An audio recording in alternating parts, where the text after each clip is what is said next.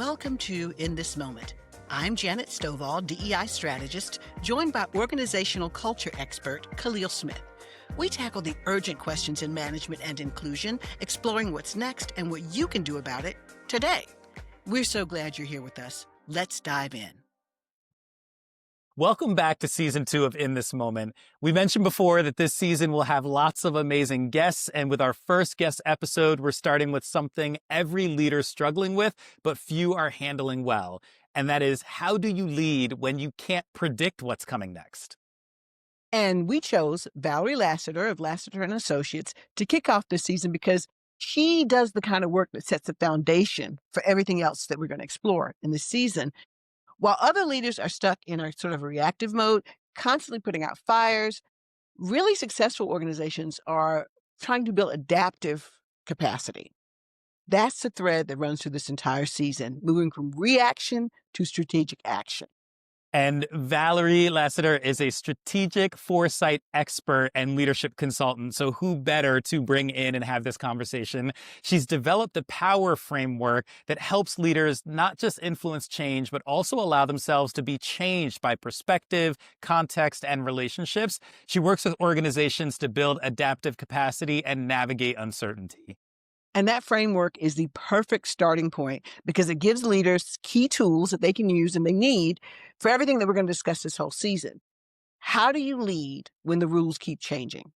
That's what we're going to start off exploring. So Valerie, it is such a pleasure to be with you. I don't know if our viewers know this, but I've just heard so many wonderful things about you from Janet, but this is one of our first opportunities to interact. So I am hearing a lot of this new at the same time that a lot of our listeners and viewers are. And I just want to start in the same place that we start with so many of our incredible guests and will continue to over the course of the season, which is talk to us about, as you look out 24 months from now, from today, what's the biggest leadership challenge that you see coming, and how should leaders be thinking differently about preparing for all the uncertainty that we're navigating now and probably will be navigating for the next 24 months? I think many people will be surprised about what I'm going to say. Okay.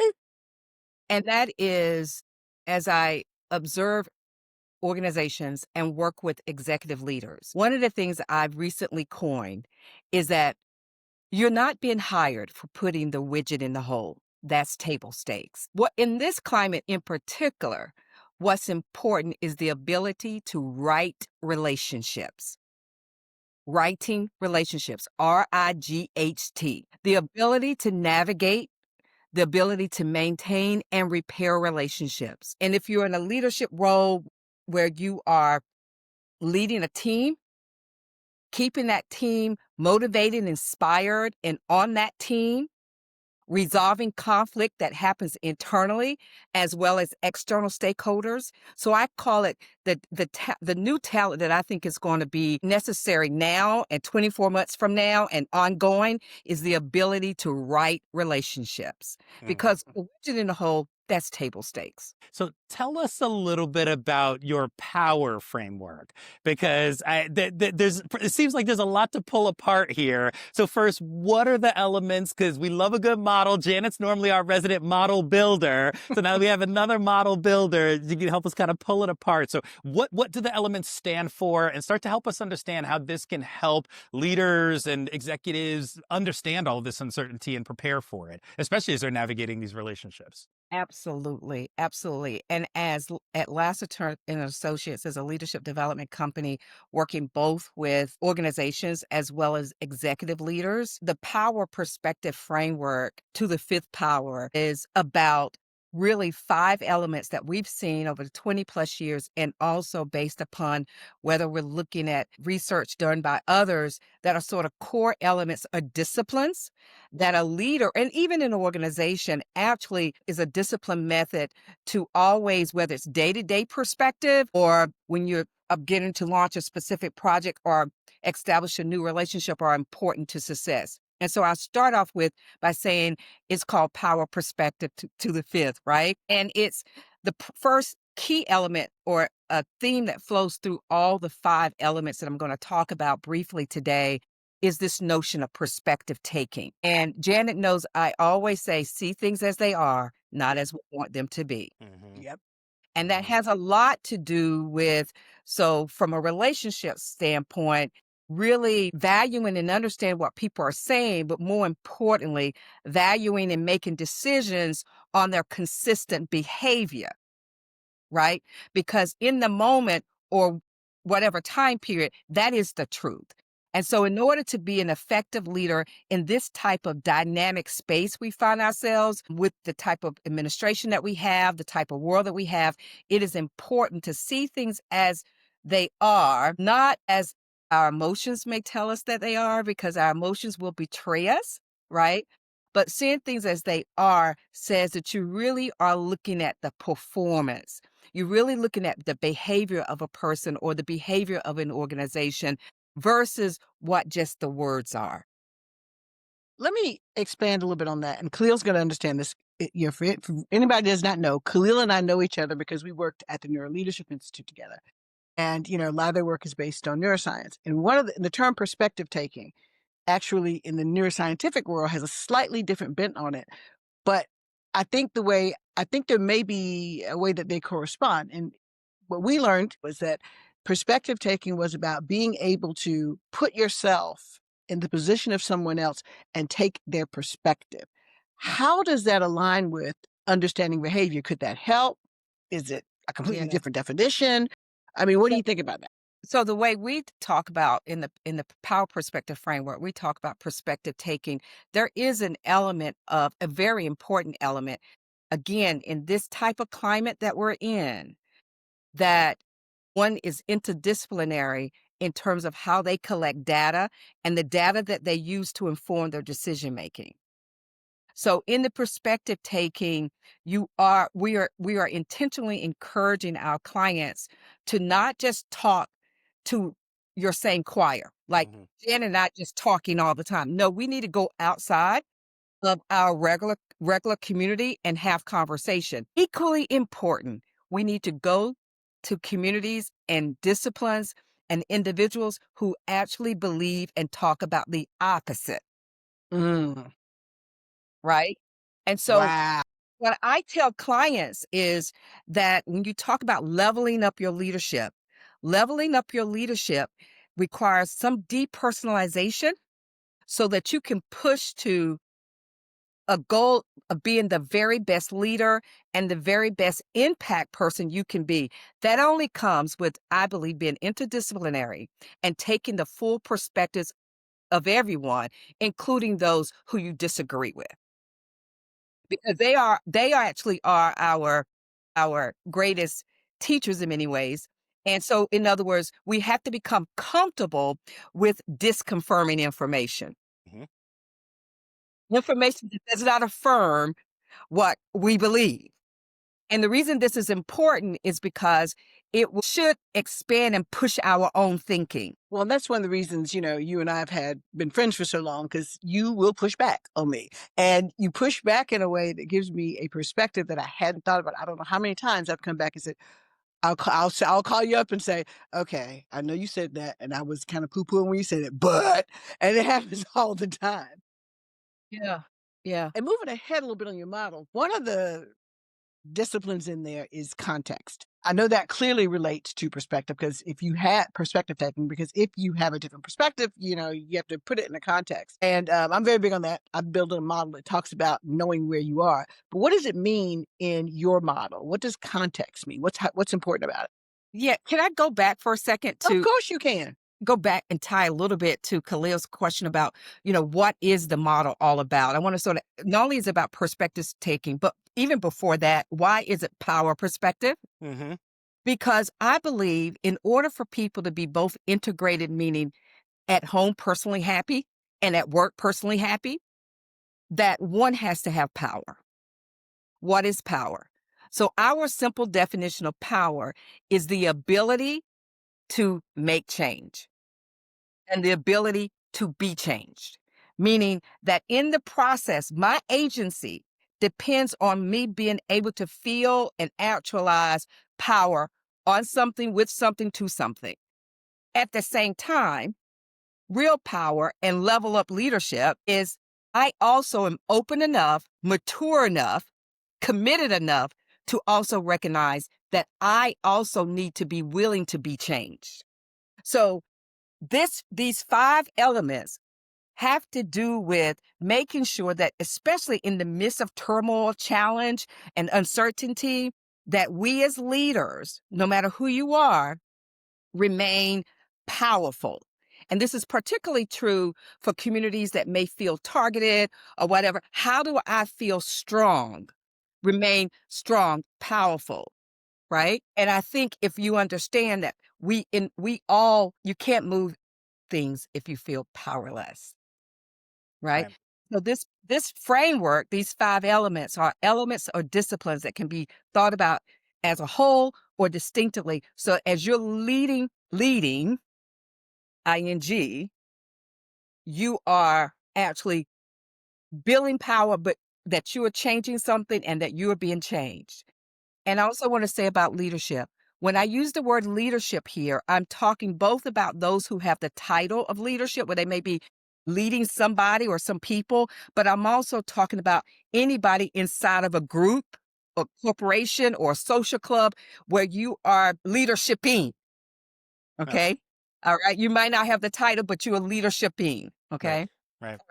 So back to, I'm sorry. No, I was just gonna say. So I'm sure I'm visualizing listeners that are like sitting on the edge of their seat. They're like, "But what are the 5 elements? Tell me the Okay. 5 Yeah. elements, and then let Yeah. me Yeah. pull all this together." So, what You are have the 5 elements? come back to Janet's comment about context. So the 5 elements, and they are not in any order except for perspective taking. And perspective taking is throughout all 5, okay? But number 1 is perspective taking, seeing things as they are, not as you want them to be. I would go to next, ownership, that you are taking time to decide, what am I actually owning today? What am I actually owning in the next quarter? What am I actually owning in the next 6 months? What am I actually owning in the next 5 years? What is it that I'm actually owning? Some people may say responsibility, but what is it that I'm actually abling, responding to, right? I don't think that that should be something that is random. Okay. I think we should be very intentional, because if you're not, this is where we begin to lose power. We're just going like the wind, responding to everything and reacting to everything, and we're just making noise. No. The other piece I'll go to is elimination, deciding what it is that you really need to eliminate. And eliminate means removing barriers, right? What are the barriers to my leadership that I might be bringing actually to the table? And what are the external barriers that I'm facing? The other piece I want to say, wasters. So something could not necessarily be a barrier, but it is a waster. Mm, Where am I wasting my time? mm-hmm. And who are the wasters in my lives, both professionally and personally? And then the next is relationships. What relationships do I really need to super prioritize that will sustain my growth and the transformations that I'm trying to make inside of my organization? And then this notion of context, where the solutions or opportunities actually have to be implemented. Often we work with organizations and executives, and the things that they're trying to do, are not successful, or they're not successful as a leader because they are totally operating in opposition Mm-hmm. to the context that they're in. Mm-hmm. So this notion of understanding, what water are you swimming in? You know, really, I'm sorry. No, and how is that changing? I think that's very good, because you think about the next 24 months, that's good. We don't know. We don't have any idea, right? I mean, I will not use that term. We're in unprecedented times, because at this point, that's every other day. And so, when you talk about context, how do you deal with context that, I mean, not just changing, but changing dramatically, changing in ways that you didn't think it would change, changing in ways that seem to be going backwards from where you were? How does context, what does that mean now? And does it mean more now? In the model, is it more important than it ever was? Well, Janet, you've heard me say that, yes, this is indeed one of the most challenging times I have seen, right? And yet it's one of the best times. You said that. Okay. Because one of the things about this power perspective framework, the reason it's designed is so that you can see opportunity, right? and that you can take that which is your enemy or that which is opposite of you and use it to fuel your growth, right? So one of the things about context is examining, using this as an opportunity to say, what context did I think I was in? Mm. And what context am I really in? This goes back to seeing things as they are, not as you want them to be. And so is it that the context has changed? Or is it that words and talking has changed, but the context is still the same it's always been?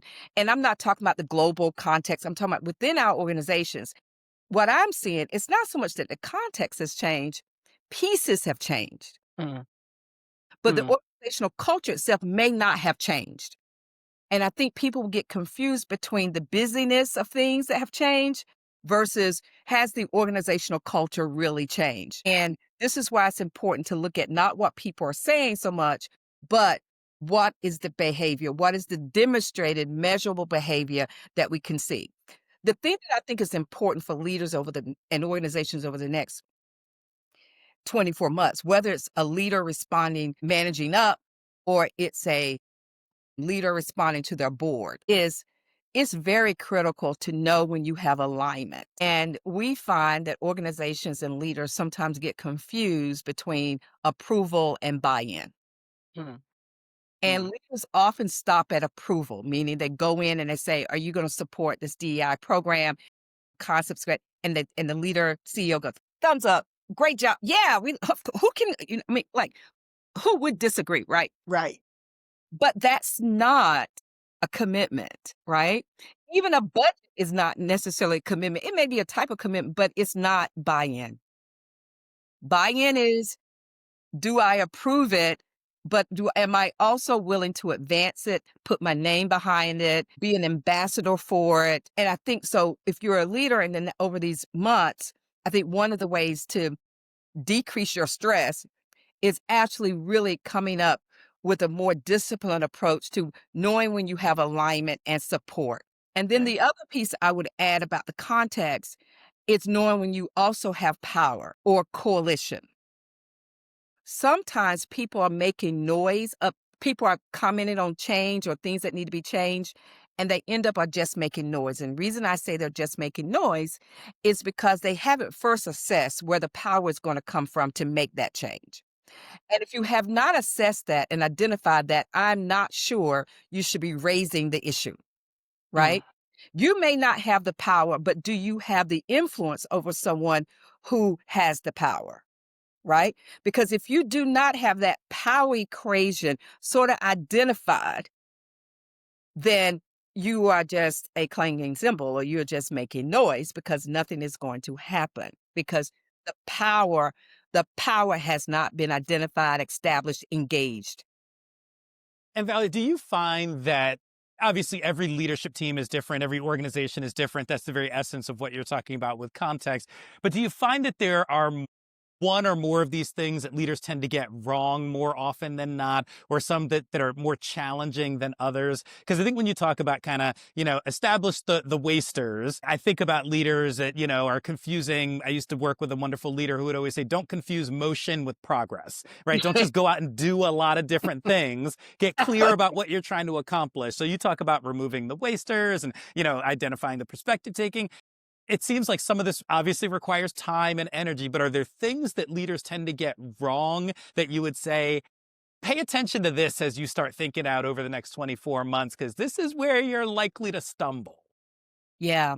So leaders undervalue. Okay, what I'm seeing. Leaders at the very top don't necessarily undervalue this. The leaders who are the CEOs don't necessarily value it. They doing this all the time. This notion of perspective taking. They may call it reflection. But once you get below the CEO, I find they um, represent or undervalue this notion of perspective taking, meaning slowing down to go further, right? And they get into what you're talking about, Khalil, the busyness, Mm-hmm. a lot of motion, Mm-hmm. but Mm-hmm. never really anything that actually they can say really stuck and was transformational, right? And alongside of that, where they could actually say they grew in the process. So I would say that is definitely a huge thing. And alongside of that, I want to come back to this. In coaching sessions, what I'm experiencing is folks are telling me a story and I'm listening, and they will say, and she agreed to, and I'm hearing the story and I'm saying to myself, no, she didn't She didn't agree. agree to anything. Didn't agree to that. She just didn't tell you no. So people are tricking themselves because and not seeing things as they are. They're not being disciplined. And so in some ways that could be they're letting emotions are important, and emotion intelligence are important, but emotions pure in themselves have to balance with how they inform your decision making. So I think folks are not responding to the data. I also, and I know you asked me one thing. No, please keep going. It's one prompt to push you in a lot of directions. I got a That's lot how more we do it. questions. So the other piece is this notion of writing relationships. So in business, myself as well as folks in organizations, I really truly believe your number one job is writing relationships. And that's even writing relationships with people that you have decided that you don't like, you don't want to work with. You don't have to work with them all the time. I'm not saying you have to force yourself on anyone, but you need to be in right relationships because you will need all of those relationships. And so in order to do that, you really have to understand, especially with those who may not be on your agenda in the way you want them to be in the beginning, is to really understand sort of what those three types of barriers so that what am I dealing with someone who's just resisting me, or am I dealing with someone who has really a logical, rational question, right? Or am I dealing with someone who's just having an emotional response? Or I'm dealing with someone who has who's having a more sociological resistance. And that is the hardest one. But from a logical, rational perspective, it could, if you listen to that, or emotional or sociological, see resistance as just data collecting to be decoded, right? Not as resistance to that personal resistance, not as resistance of, you know, we're not moving this forward, but really try to understand where the resistance is coming from, because that is data for you to make your opportunity stronger, better, and to write relationships and to keep people on the bus. And Valerie, out of curiosity, the leaders that you've seen build these skills, how have they built them? So when you talk about like perspective taking, are you finding that leaders are carving out time in their calendar to do it, or are the best ones integrating it in? When you talk about, kind of writing the relationships, are they, tracking this down and doing that work? Or is it just kind of a natural muscle that they're starting to build? Because I can imagine people being like, I'm so busy, I got so much going on, I don't even know where to start. And so what do you see out, like, what would be your suggestion to those folks that are saying, where do I even begin with some of this? Okay. So on a very practical way, this is something that more and more leaders are doing. McKinsey's talking about it, but I was told to do this in college by my print journalism professor, and that is to journal. So as a leader, your job is people. As manager, your job is process. And so as a leader, whether it's 15 minutes or 10 minutes or 5 minutes, you should be reflecting on what happened today, right? This framework gives you the buckets to reflect through that on. And it's not about 5 pages, 2 pages, 2 sentences. It's just taking the time, right, to do that. So journaling, like I said, I'm not just telling you, see, my professor told me this in college, but now people are paying McKinsey big dollars. Don't say that too loud. Your professor's going to come back and ask for some Exactly. some income. to tell us that leaders journal. Okay. But it's an important reflective tool. The other piece is, I think, this notion of, and my husband really helped me to lean into this, is as a leader, it's not about you. Yeah. Centering your team.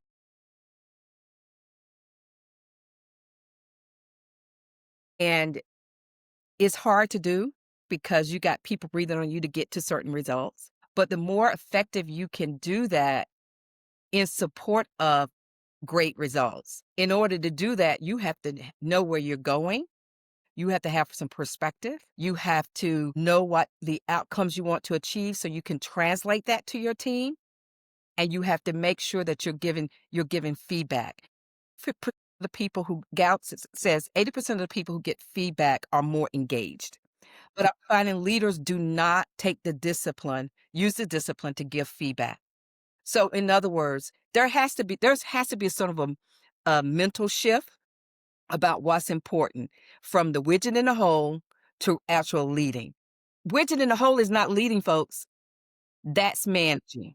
Okay. And that's leadership too. But you know what I'm saying?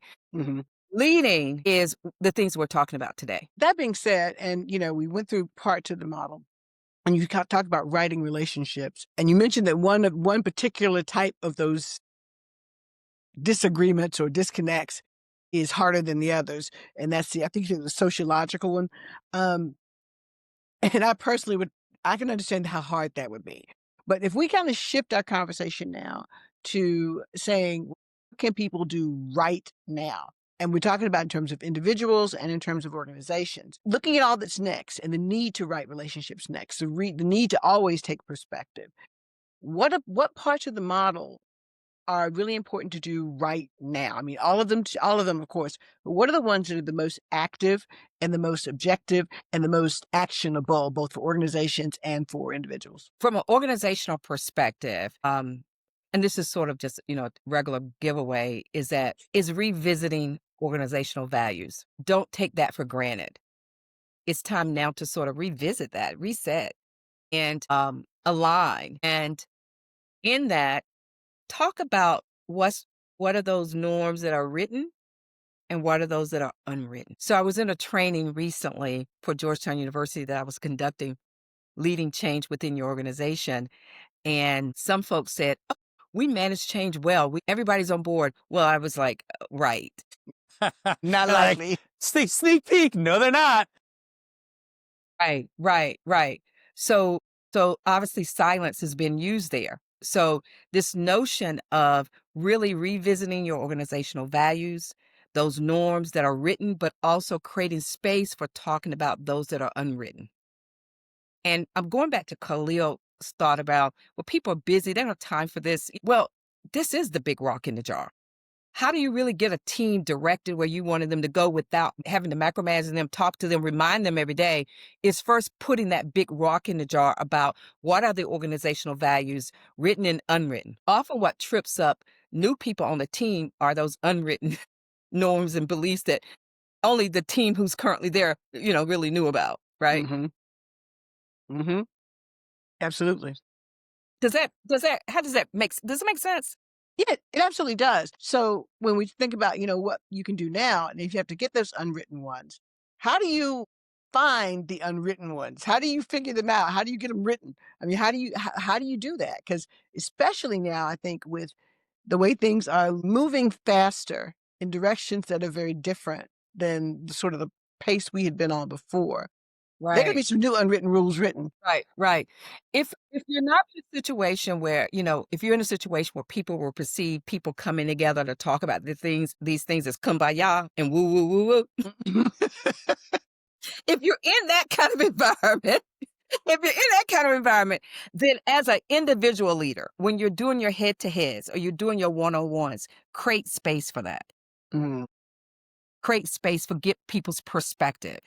You know, and one of the kind of questions you can ask a person, even a person who's been there for a long time, where you are now and what you see what you understand the values to be. How do you talk about the values of our company, right? How do you talk about the values of our team? What's important on our team? And then that leader collects all of that, right? And can bring that together, right? Into the team. So there's ways that the leader can, like I said, if they don't have the culture where they're getting together to dialogue and talk, the leader must, I think, set it in the head to heads and one to one, because culture eats strategy for breakfast. Yep. Mhm. Yep. Yep. Right? The If you classic want Peter Drucker. Yeah. exactly, Yeah.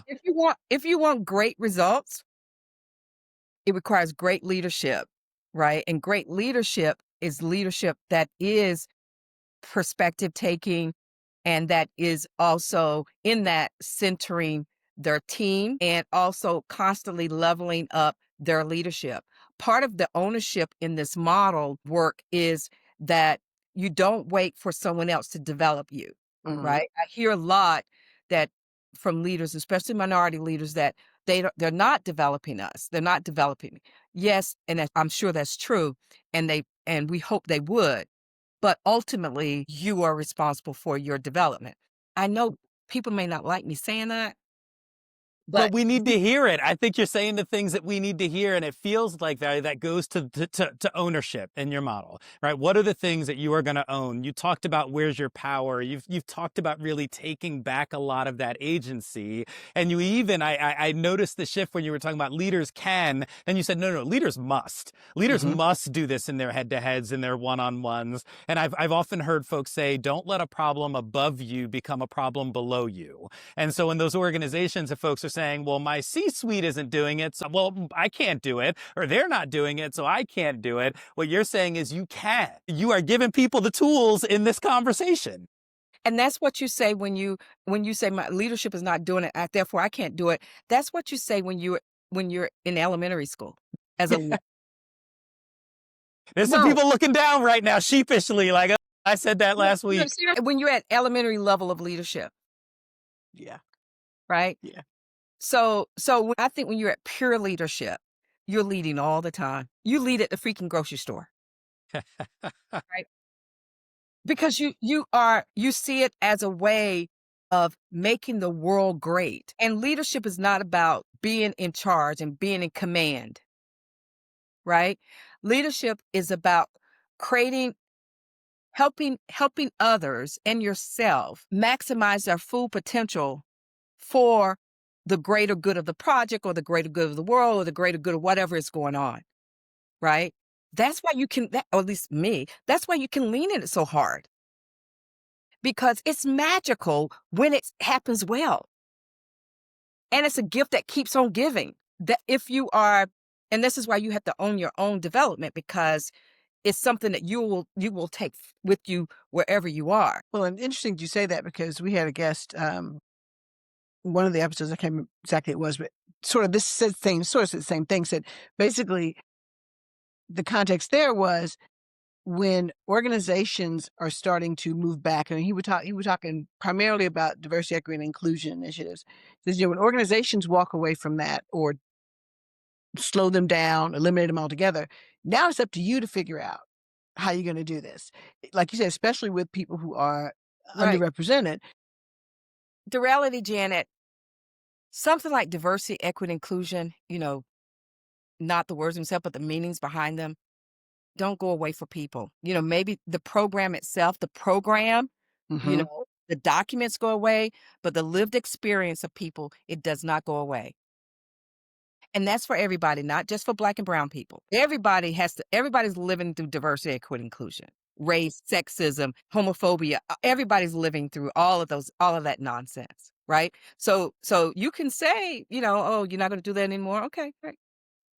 Yeah. So, but people have to go. And so power perspective model hopefully gives people a way to do that because it also decompresses. One of the things that journaling does and why it's so important is that it allows you to um, release on paper, reflect um, in a way that is helpful, right? And so I think in this space where folks externally and internally, I guess, are making things difficult, right? It's important to have that tool. It's also important. So today, things that I think of also just come back to think about refining your head to heads to making them more powerful, journaling as a leader, perspective taking, revisiting how you understand alignment, buy-in, and approval, right? Writing relationships, really listening to what people are saying, actively listening to what people are saying to you, especially in times where you believe you're getting a barrier or a resistance. What are they really saying? Well, Right? and to your point, you said embrace that resistance, right? Use that as Embrace it, data. decode it. Understand where it's coming from because Exactly. silence is worse. Exactly, Mhm. data, right? Decode it. And because it's sort of like in basic sales, if I can understand what's your resistance to buying this product, then I can come back and possibly meet that objection Absolutely. Mhm. or possibly decide that no, you're not the best buyer for this, right? Yeah. Yeah. So not reacting to external stimuli in a way that causes you to get off track. That's really important because the question I was gonna ask you is, the whole point of this season of In This Moment is to try to get people to move from a reactive state. Let me back that up. When we did season 1, it was sort of a reaction to just all hell breaking loose and everybody was asking questions of what do we do? What do we do? And so that's kind of the mood we were in with that, and that's kind of the way we went through it. This season, we're talking about, all right, this whatever this is gonna be this way for a minute, and it could be worse, it could be better, we don't really know. And so getting out of the reactive mode is important and getting into the strategic action road role. So what you're saying in all these different pieces, if we're doing this now, tell me a little bit about how those things that you just named, how do they get you to not be reactive, but to actually be strategic and active? Because the more you are able to use this framework to think through, to strategically think through and create action that is informed and sound and not emotionally driven, the better you will be able to self-manage and lead yourself. And therefore you'll be better able to lead others, Mhm. right? So, when you think about this opportunity gives us an opportunity to revisit, I'm going to say our product. As a leader, you're the product, right? So it just provides me an opportunity to level up, get better, right? And if spending 100% of your time focused on trying to push back on someone else's dream, then you're not spending any time on pushing your dream, your leadership dream forward. Okay. I refuse to do that. I refuse to give that which is opposite of me any power. What I'm going to do is collect every dollar that power gives me through its nonsense to inform my leadership dream. How do you, and again, this is a personal question, so I'm taking notes and listening to this over and over again. How do you recommend that listeners find the balance between seeking out divergent perspectives and folks that view the world differently versus or in alignment with removing the wasters? Because again, I studied negotiation and conflict resolution for quite some time. You can't negotiate a position unless you really know the other person's position as well. So there's a lot of value to being able to understand.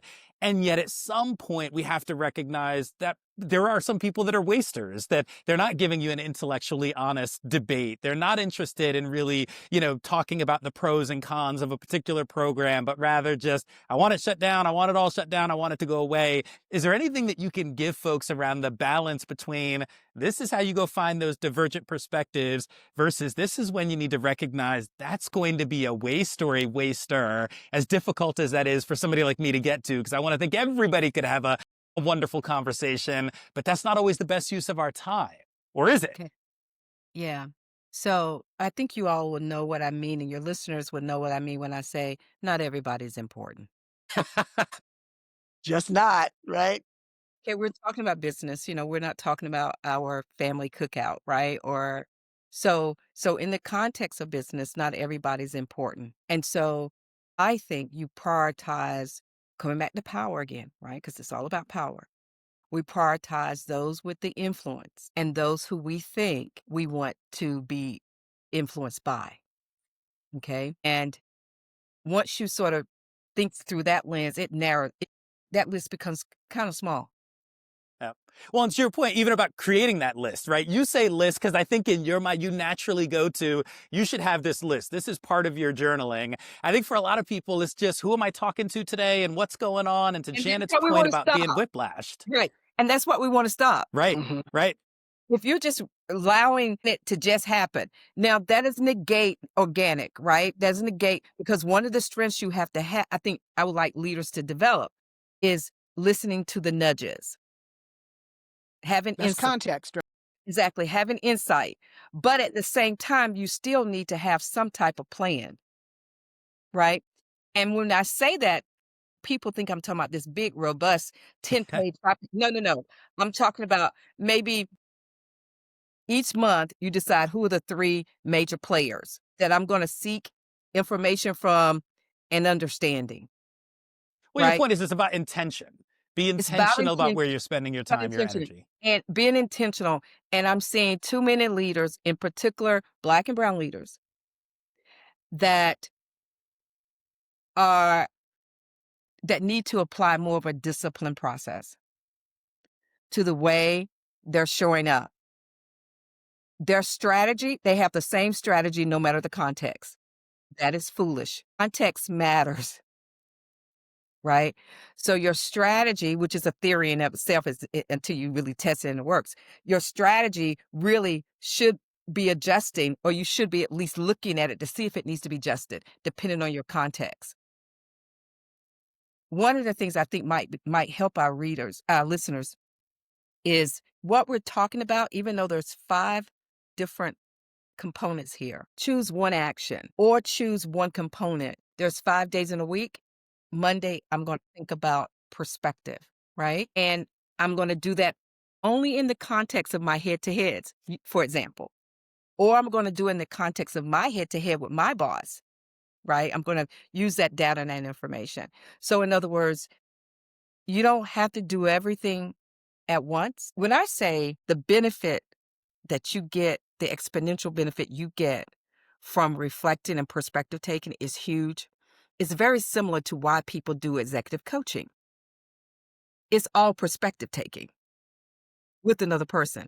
And the reason that you, obviously, I'm simplifying executive coaching, but part of the reason you do it with executive coach is to put that structure in place, right? But it's perspective taking. Our experience has been both in working with folks and both through my lived experience is that you will go farther and faster when you incorporate it into your daily journey. Now, I say journaling, but some people call perspective taking.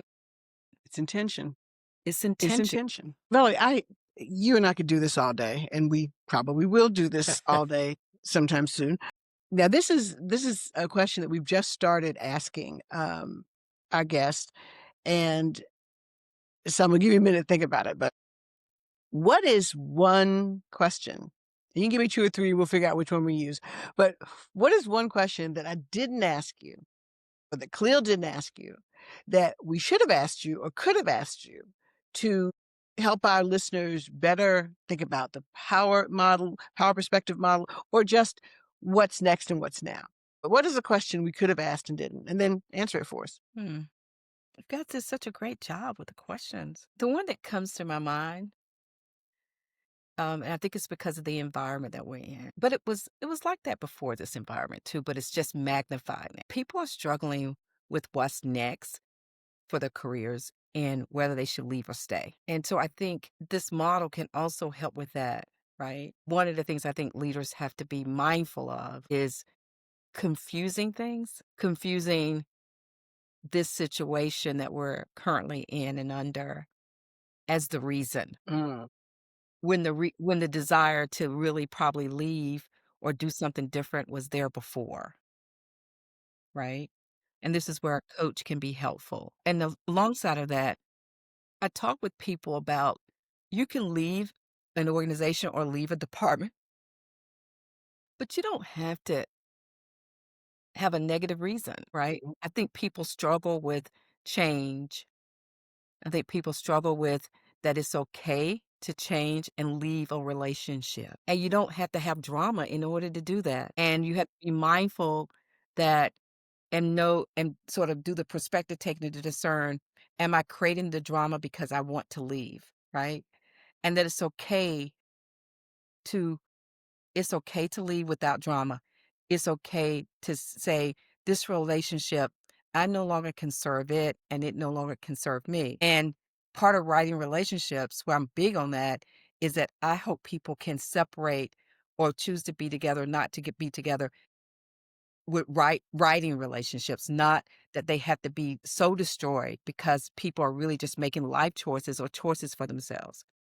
I would love to hear what are you guys' reaction to that? Yeah, I mean, from my perspective, I've often said, because I've had the fortune of working in a lot of employee engagement and culture style roles, and I've also often said I'm doing my best work when people are leaving because they're running towards something, not running away from something. And so if they're leaving the organization because they learned everything they can and they want to go start their own business, or they're going to go take a leap into some new space, but we've supported them with that, that's a win in my mind. And I want those folks to be advocates for the organization, and I want them to leave when they still like it, if not love it. And if somebody were to ask, hey, would you go work at that company that, you used to work at? And they'd say, I've outgrown it, but you would love it there. They've got great development, and I learned the most I've ever learned. And that was an incredible place to be.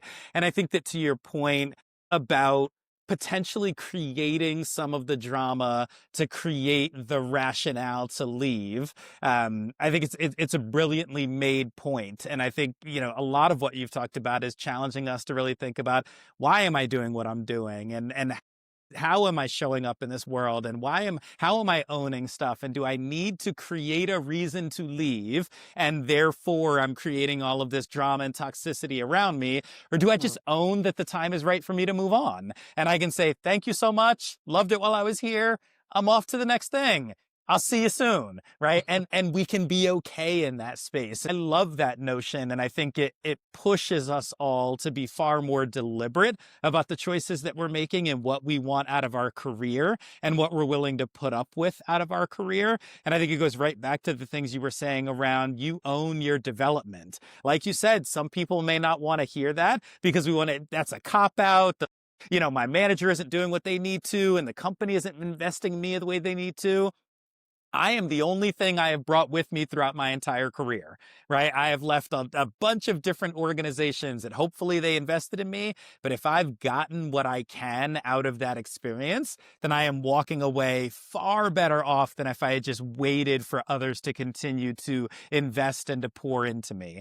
I absolutely, what you said resonates with me. Well, you know how I feel about it because you've watched me walk away from a few things over the course of our relationship. But I'm a firm believer in just know why you're actually walking away. And I realize there's some privilege, especially with the world being as it is right now, to say that you will walk away from any job. I think you have to know you have to know why you're going to stay if you choose to stay, but you need to know why you left, because if you don't, that's the lack of intention. If you don't know, if you just in the moment, I hate this place, I don't want to be here, I'm not being fulfilled, I'm not being developed. If you walk away with just that, if you walk away, like you said, with drama, mid drama, you could possibly just pick that drama up and take it somewhere else. That's So exactly it. when you walk away, to me, it is very important, whether it's relationships, whether it's jobs, whether it's, I don't know, city, but whenever you walk away, you need to know why. And of course, I'm a big believer in you need to narrow it down to like 2 or 3 things because you need to be clear about it. But what I love about your model is it actually gives you a way to do that. It gives you a way to look at all the things that need to be in place. It gives you the power to write those things and use those things and do them with intention so that you can answer that question. And maybe, to your point about opportunity, maybe amid all that drama and that thing you hate, you're missing an opportunity to make that position okay, make that place okay. But if that opportunity isn't there, then you know that. You know what opportunity you want, and you know you wanna go where you wanna go. Because to Khalil's point, he says, ownership and owning, your decisions. I believe you own your whole journey. You own the journey, and that includes wherever you are and the path you're on, and when you leave and whether you stay. You own that. And so thinking about every place you are, every place you are within a place that you are, every position you're in is a journey, then you have to know when it's time to take the next step. Don't step backwards, step forward. And only you can know that. Yes, only you can know that. Only you can know that. But you do know it. You know. You know it. And I think slowing down to go further is so important. And you will go further if you do. And understanding that An organization can create conditions for success. They should create conditions for success. They can create conditions to help people feel more included, help them feel that they belong. But that only works if a choice and a decision has been made by the individual, right? So that's a key element. Again, I'm going to say something that many people would disagree with. I don't think I, as a supervisor, can motivate anyone. What I can do is create conditions that allow themselves to make choice points for themselves daily. And I think once we sort of align on, and we only can align really not through words, but through doing and actions. What is my role as the leader, my role with my team? And we both are working that together like an infinity loop. Really, that's what makes it work. Now, I'm going to say this, and you can probably can take this out, but I don't think you should because the big board McKinsey, they're now beginning to talk about spirituality of leaders. So ultimately, one of the reasons that writing relationships is so very important because we want people to be whole and together and healthy. In order to do that, you have to have right relationships. It doesn't mean that I'm sending you a birthday card. It doesn't mean that we're hanging out at the movies together. It doesn't mean any of that. It means that at the basic level of what human beings need in order to feel respected and valued, that I receive that and that I extend that to others in all of my relationships, regardless of whether I agree with them or not. So Janet knows, Khalil, I'm very hesitant about certain language. And the reason I'm hesitant about certain language is because I don't want to, in my journey, to put out venom on someone else because then it just bounces back on me, right? And so I want to, in my best self, even with those who I disagree with, to be in a peacemaking mode because in a peacemaking mode, that's the only way we really can focus on some results, Yeah. Yeah. right? So, and that has to do with, and I think the best leaders understand, and when I say spirituality, obviously we're not talking about religion, but when people have a strong sense of themselves inwardly, then that shows up outwardly.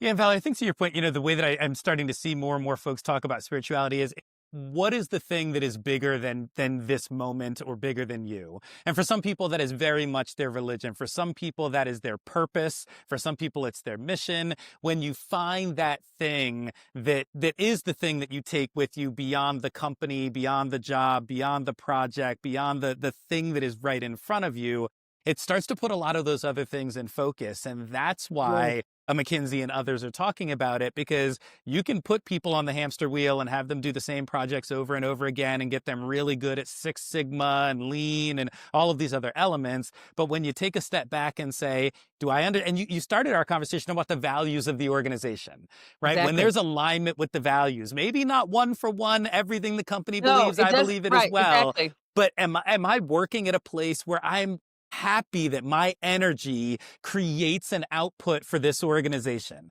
Exactly. The core decency. And, it's so true. And, and I know this is going to be true and we'll find this later probably in life. Those things you talk about, those paths, whatever they are. Janet and I've talked about this, whether it's being a doctor, a lawyer, a teacher, a CEO, a project manager, whatever it is, those are the funnels. Those are the paths. Those are the boxes for one purpose, two purposes, I guess, for you to create and contribute. And second, and equally important, for you to have the opportunity to write relationships. We are social creatures. To Hmm. be in good relationships, to be in good order, to be in good order. And it could take a whole 365 days to unpack what that means to be in good order, right? But to really be, when we work with organizations, the things that they may call us in to say, got a problem with this widget, right? But at the end of the day, what we end up spending a lot of our time on is getting people to work together. Hmm. Well, I think we are into we have run out of time actually because we could do this all day. We probably should have done this over 2 episodes. But I think for me, hearing you say the idea of writing relationships is huge. And in this moment, I think that's one of the hardest things for us to do sometimes, but it feels like it's one of the most important. It's the thing that when you talk about taking your power back, when you talk about, you know, is healing physically, science tells us that having good relations is part of, if you're sick, or is part of the healing journey, right? When so that you don't feel like you were just a cog in a wheel, or it is so rewarding to know that you have good relations. Doesn't mean, and I can say that about myself, and Janet knows. Do I have conflicts with people? Do I have issues with people? Absolutely. So we're not talking about that. Right. Right. Yeah, I don't think you could be an authentic person and never have Exactly. conflict with What folks we're and talking never. about, Right. what we're talking about, Khalil, is what you said, is how we're showing up in those experiences, our intention, our authenticity, our willingness to extend humanity and respect to the other. Mm. Our concern, of deep concern about that other person's growth. That's what it means to be in right relationship. I am concerned about that other person's growth. What a I think that's wonderful place to wrap us up. Valerie, thank you so much for this conversation and for the Power Perspectives model and for a bunch of the things that we've talked about. What's next? What's now? Through your lens. And I know that a lot of folks are going to be journaling after this. Maybe even a couple of us lying down on the bed, flat, trying not to go to sleep, but just replaying the day and the episode and a lot of other things that have gone on. So thank you for all of the insights and the tactics and the strategies and the longer term vision for what is possible. And thank you for being such a huge part, not of this podcast, but of my life personally. I could not think of a better person to bring on here because this is you practice what you preach. And I know that. And I've seen it make a difference in my life and in the lives of others. So thank you so much for spending this time with us to make that difference for the people who listen for us. Thank you, Janet. And thank you, Khalil, for having me. It was great. And I love to talk about leadership, and I love to talk about the inward development of an individual and an organization. We can tell. Thanks for joining us on In This Moment. Find today's resources at inthismoment.network and connect with us on LinkedIn. And if this was valuable, subscribe and review us on Apple Podcasts, Spotify, or wherever else you get your podcast. It helps other leaders find us. Stay ready for what's next.